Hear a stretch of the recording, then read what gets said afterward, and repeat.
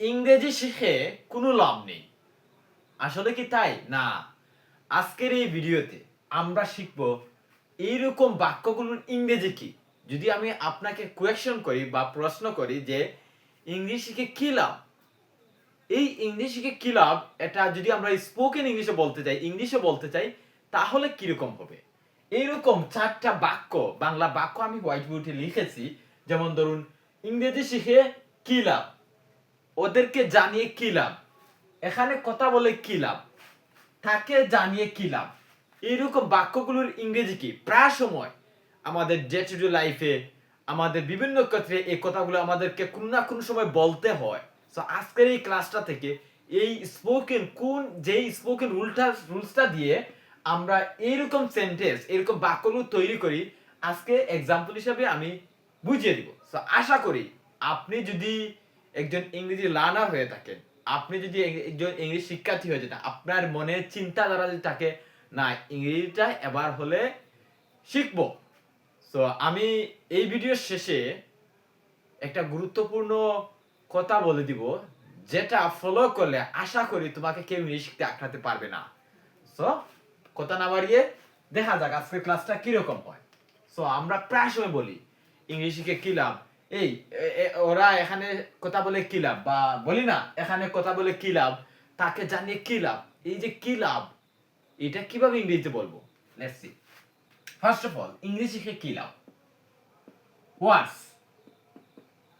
What's the use of what's the use of learning what's the use of learning English শিখে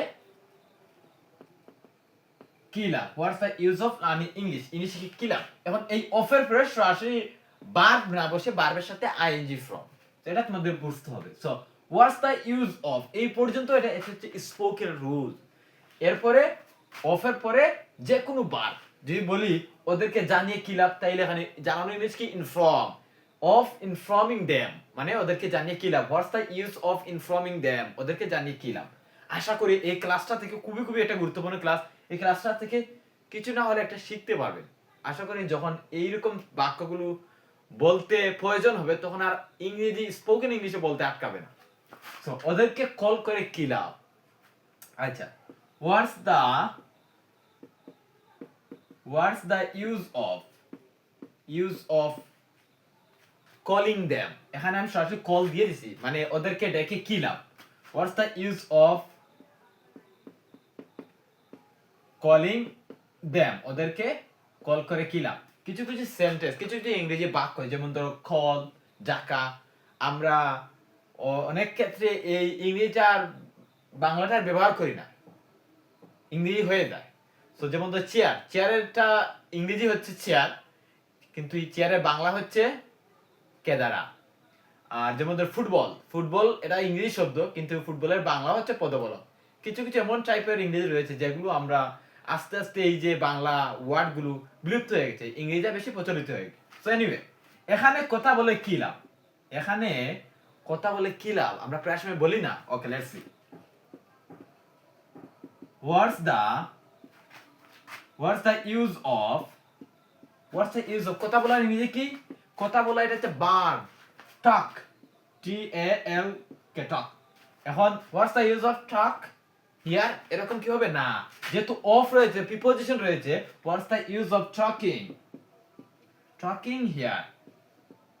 হোয়াটস the use of talking, এটা question. What's the use of talking here, আমি তোমাকে বলছি, question করছি, প্রশ্ন করছি যে এখানে কথা বলে কি লাভ? What's the use of talking here? লাস্টে রয়েছে তাকে জানিয়ে কি লাভ। খুবই ইন্টারেস্টিং। সেই what's the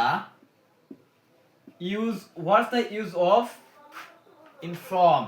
জানানো জিনিসকে ইনফর্ম, আর জানানো জিনিসকে নো, আর জানানো জিনিসকে ইনফর্ম। কাউকে জানানো ইনফর্ম, নিজে জানা নো, আই নো ইট, আমি এটা জানি, এরকম। What's the use of informing them? What's the use of informing, তাকে বলছি, সরি, এখানে ইনফর্মিং হিম হবে। What's the use of informing him? তাকে জানিয়ে কি লাভ? তাকে জানিয়ে আসলে কোনো লাভ নেই, there is no use of informing him, এরকম আমরা উত্তর দিব। সো এখন ফার্স্ট অফ অল দি বলি ইংলিশ শিখে কি লাভ, what's the use of learning English, ইংরেজি শিখে কোনো লাভ নেই, there is no use of learning English. ওদেরকে কল করে বা ওদেরকে ডেকে কি লাভ, what's the use of calling them, ওদেরকে ডেকে কোনো লাভ নেই, there is no use of calling them. 3 নম্বর হচ্ছে এখানে কথা বলে কি লাভ, সরি